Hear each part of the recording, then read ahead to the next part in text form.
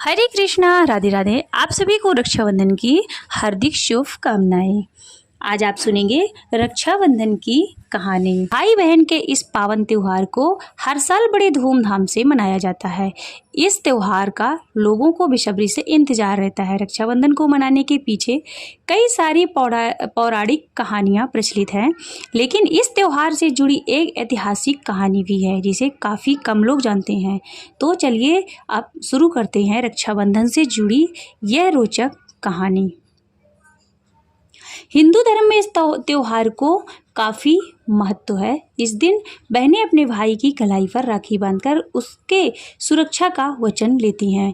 भारत में हर एक त्योहार को मनाने की अलग अलग मान्यता और परंपरा है। रक्षाबंधन का त्योहार हर साल श्रावण मास की पूर्णिमा को मनाया जाता है। हर साल यह त्योहार काफ़ी धूमधाम से मनाया जाता है। इस साल देश भर में रक्षाबंधन का त्योहार 19 अगस्त दिन सोमवार को मनाया जाएगा।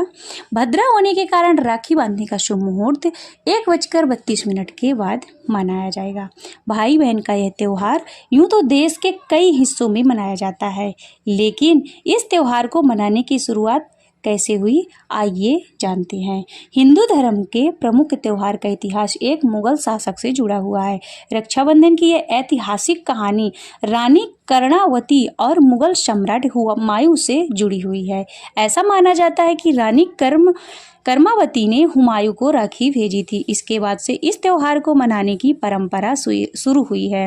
रानी ने मुगल सम्राट को राखी भेजकर मदद की गुहार लगाई थी, जिसके बाद हुमायूं ने कर्णावती की मदद करने का फैसला किया था। दरअसल राणा संग्राम सिंह उर्फ राणा सांगा की विधवा रानी कर्णावती ने मुगल सम्राट को उस वक्त राखी भेजी थी जब गुजरात के बादशाह बहादुर शाह ने चित्तौड़ पर हमला कर दिया था।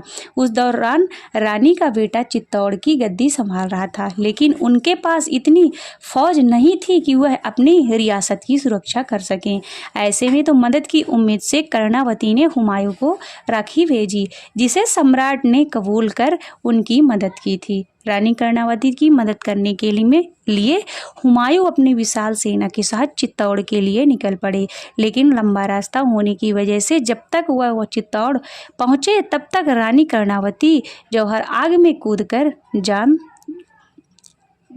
दे चुकी थी। रानी के जौहर के बाद बहादुर शाह ने चित्तौड़ पर कब्जा कर लिया। इसके बारे में सुन हुमायूं आग बबूला हो गए और उन्होंने बदला लेने के लिए चित्तौड़ पर हमला कर दिया। बहादुर शाह और हुमायूं के बीच हुए इस युद्ध को हुमायूं को जीत हासिल हुई और उन्होंने दोबारा रानी कर्णावती के बेटे विक्रमजीत को सिंह को चित्तौड़ का शासन सौंप दिया और इस तरह भाई बहन का यह रिश्ता हमेशा के लिए इतिहास के पन्नों में दर्ज हो गया। रक्षाबंधन की और भी पौराणिक कहानियां हैं, आइए सुनते हैं। रक्षाबंधन पहली बार एक पत्नी ने पति को बांधी थी राखी। रक्षाबंधन की कहानी सतयुग की है और वह पति पत्नी देवराज इंद्र और इंद्राणी थे। कथा के अनुसार एक बार इस समय देवताओं और दानवों में युद्ध छिड़ गया। इस युद्ध में देवता हार रहे थे। देवराज इंद्र को इस मुश्किल घड़ी से निकलने का रास्ता नहीं सूझ रहा था। आखिरकार 12 वर्ष तक चलते युद्ध में देवता असुर से युद्ध हार गए और देवताओं के राजा इंद्र की पराजय के बाद स्वर्ग का अधिकार कर लिया।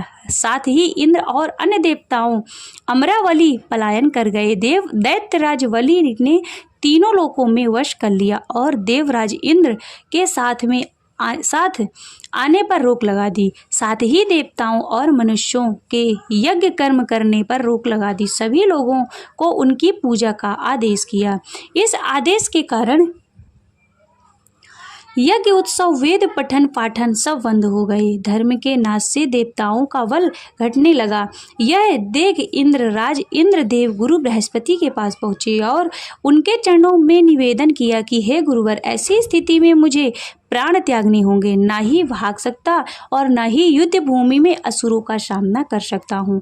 कुछ उपाय बताइए। इस पर गुरु बृहस्पति ने उन्हें रक्षा विधान करने की सलाह दी। श्रावण पूर्णिमा के दिन प्रातःकाल योनवद्धो बलि राजा दानवेंद्रो महाबलाः तेन त्वभिध्वा नाम में रक्षे माचल मान चला मंत्र के साथ रक्षा विधान संपन्न किया गया और इंद्राणी ने श्रावण पूर्णिमा के अवसर पर विप्रों से स्वास्तिवाचक कराकर रक्षा सूत्र का तंतु लिया और अभिमंत्रित तंतु इंद्र की दाई कलाई में बांधा। साथ ही संग्राम में इंद्र के सुरक्षित रहने और विजयी होने की प्रार्थना की और फिर से इंद्र को युद्ध भूमि में भेजा। इसके बाद हुए देवासुर संग्राम में रक्षाबंधन विधान के प्रभाव से दानव भाग खड़े हुए और देवताओं की विजय हुई।